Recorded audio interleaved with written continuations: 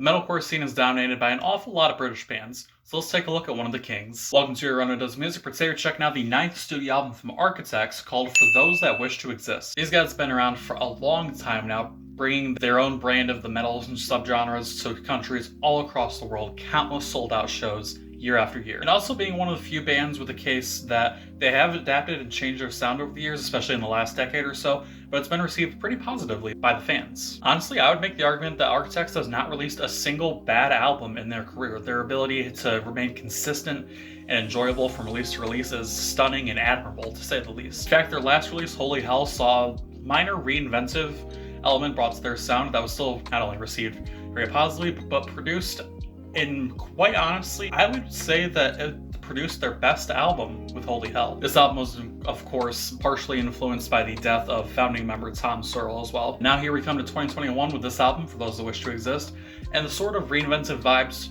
are revisited here with much more focused drive, but still the same old Architects fever, so let's talk about it. It's no secret that Architects is one of the bands in the metal scene that, just like Gojira and just like Bring Their Horizon, tends to create more of an orchestral and wider expanse to their music. Not only does this album go to approach that goal in the minor terms, but it goes above and beyond the Call of Duty. Right in the beginning of the album, you get the song Black Lungs, one of the singles put out in anticipation for the album, and it sways along the line of the core Architects sound, which is the shaky guitar riffs, and of course the anthemic voice of vocalist Sam Carter. If there is a competition, vocalist against vocalist in the scene, I would say that Sam Carter would go above and beyond everybody else for his ability to switch in between booming choruses as well as incredible pre-breakdown callouts. The lyricism is very typical of Architects, and the way that he follows through in lyricism, pre-breakdown and post-breakdown, is very Architects-esque and holds a lot of the core image and vibe that the band has done thus far throughout their career with previous albums such as All Our Gods Have Abandoned Us. Truthfully, the lyrics and the vocal delivery is like poisoned honey with how sickly sweet it is. In terms of pacing and general fluidity throughout the album,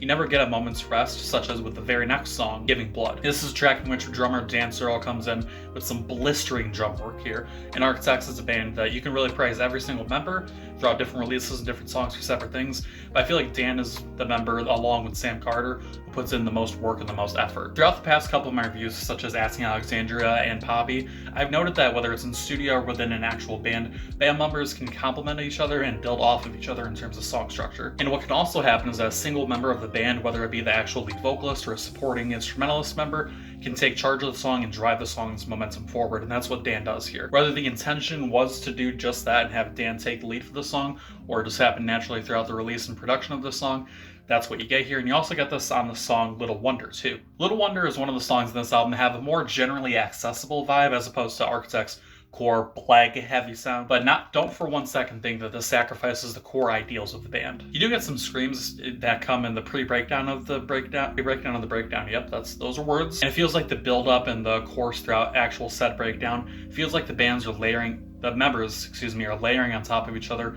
again, building off of each other, but I'd like to say that Dan Searle is leading the pack once again. Architects is a band that has a lot of moving parts, and a band that never really lets one member get left in the background. They don't ever really suffer for the sake of letting somebody else blossom and really improve. There's always a team effort going on, and there's always one or two members working with each other to make each other sound better, if not just amazing as is. This is one of those releases where I actually have the time to delve into each member's contributions to the album now.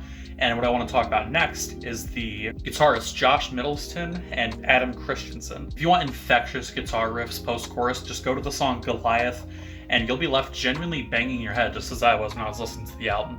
Usually when I'm focusing on writing a review of the album, I'm not really, getting up all around my room, push-moshing myself or anything. But this was one of those few rare occasions where every time I listen to the song, I gotta move a little bit. It's infectious. Again, it's the type of guitar riff that just makes you want to do something. It makes you want to melt into the music somehow. Honestly, the 3-song stretch of Goliath, Demigod, Meteor is nothing but hits from this duo here. I couldn't help but let out genuine moments of what the fuck, positive what the fucks, when I was just listening to the moments of pure power that I was experiencing from these guitar sections. This isn't power just for the sense of being strong, heavy, and brutish. This is emotive power as well coming from these two. Architects is one of those bands in the metal scene and just in the music scene, I think in general, like the scene, that can put out an album that has equal moments of pure, ferocious, fucking spitfire anger, as well as moments of just general emotion that make you feel something besides the anger. You feel sadness, you feel hope, you feel hopelessness, you feel all spectrums of the emotions. This is something I'm always going to know just because it's something that is true with a lot of metal music.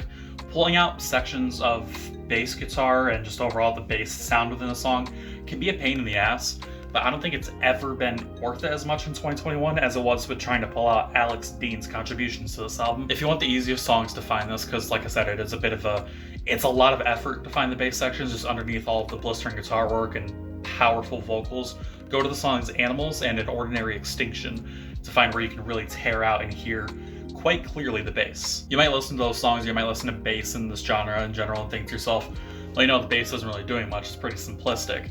And while it can be simplistic at times, I made a point to note that simplicity is not a death sentence. Simplicity isn't the worst thing to put in any type of genre, especially metal. You think metal and you think hard, fast, rip and tear, but just having genuinely tone and timekeeping moments, such as with the bass work here from Alex, is enough to keep the momentum of the track flowing and keep a general sense of fluidity going just as well. Alex is a very underrated member of the band, and I feel he's just as important as he should be as the rest of the band. No band member is wasted here, no instrument or element is wasted. Architects knows how to pull everybody from the studio in and make sure everybody gets moments to shine, and that's really special about the band. I've talked about the guitarist, I've talked about Dan, I've talked about Alex. It's time to talk about what is arguably, just for the sake of music in general, the heart and soul of Architects. Let's talk about the vocalist Sam Carter and what he's done to really make himself pop out just a little bit more here in this release. Just like with Holy Hell and how he reached into every single one of his magician's hats, you get every aspect of Sam Carter and his vocal delivery here on this album. Songs like Discourse is Dead really bring this idea to a front, with an approachable chorus as well as rage-infused vocals that mesh and mash very expertly. The subject of this track as well is one that fits very comfortably and just well overall with the Architects' core ideas and the song's inspirations that they've looked to for songs in the past. Subject: society's fucked and we're all too comfortable with the forced hate that we're being fed. A lot of people argue that during the past couple years we're seeming to get that narrative a lot, perhaps too often, and I feel like some bands do kind of rely on that just a little too much in terms of, oh yeah, everything's fucked, let's make a whole album about it. And yeah, that's true, but Architects manages to balance that along with other emotions and other song ideas and subjects in a very mature way. Back onto this actual song here, I think a lyrical moment to pick out is the chorus itself, where it goes, "We all dance around the carousel, chewing through our tongues. People have never been so polarized against each other as we are now in the modern age," which I'll admit is kind of a cliche thing to say. It sounds like I just ripped that from a news report, I'll admit that, but I think it's a phrase that still rings true, especially to the song and, again, to the current state of affairs. People are still too comfortable with the idea that we absolutely need a subject or a person or a group to hate. We need something to be against at all times, 24/7. It's a very relevant topic, and like I said, a topic that some bands and some songs can kind of beat to death without really providing any substance here. But Architects throughout this song and throughout past iterations of the song's subject do manage to approach it in a very interesting way that just goes beyond just the base value of it. And a lot of vocalists and singers can kind of just approach this idea and in response just say, oh, we need to have love, we need to ignore the bad parts. What Sam Carter does instead is he uses his vocal delivery and just the way he puts out the words, which I suppose is just another way to say vocal delivery, to wring out the dirty, black water that is the awful truth of the world. Yeah, we're all pissed off, but we need to focus that on the right things in the right amount, just not being pissed for the sake of being pissed. The themes on this album range very widely. You get looks at the aforementioned admittance of how fucked the world is, like just now. You get loss and grief in typical metalcore fashion. And I want to talk about a representation of that sort of like similar vibe and similar atmosphere of emotion there with the song Dying is Absolutely Safe. This song is arguably the most emotional experience here to be had on For Those Wish to Exist, and it serves as an ending of a story full of discourse. And this song chooses to actually shed a lot of the riff-heavy, drum-pounding moments in favor of an acoustic guitar selection, along with some other background string elements. It pulls you away as being a bit of a reliever, a bit of a pause, not a full pause and one that detracts from the album's momentum, but a moment to make you stop and think. There's no more collisions in that moment. The waves have stopped being just as rough, but the power beneath all of it, within the lyricism, within the instrumental song work here, it creates a journey that makes you stop and experience it fully. You don't skip over this. Grief to sorrow to a thirst for triumph over your own problems and shortcomings. Every song here serves a purpose and has a goal in mind. And this is going without mentioning every little detail and fantastic element that's put out to pasture without this album. Like with the song Impertinence and how it's sure to be thrown on setlist for its pure ferocity alone. The measured and sectioned verses serving as supports to the bombastic chorus. Then you have Meteor, which I would say is the most instrumentally unique song on the album. I barely even touched on that one, but I think it's a song you need to go listen to for yourself. If you come away from reviewing and think to yourself, I've already listened to this album a couple times, I've had my fill, and I don't really have the interest in listening to this album, Meteor is a song that I implore you to listen to. In fact, this song starts off with an intro that feels straight out of a fucking movie trailer. And I feel like that alone, the idea that Architects is making, and not for a bad way, they're making movie trailer-esque music here, is worth checking out. I cannot stress enough that this album here is what everything that a musical journey should be throughout the course of an album. It's not just an album put out with all these grand words, all these big words and attention grabbers for the sake of it. There are some big words here and some big concepts and ideas that are explored, and on base value you might think to yourself, and they're trying too hard.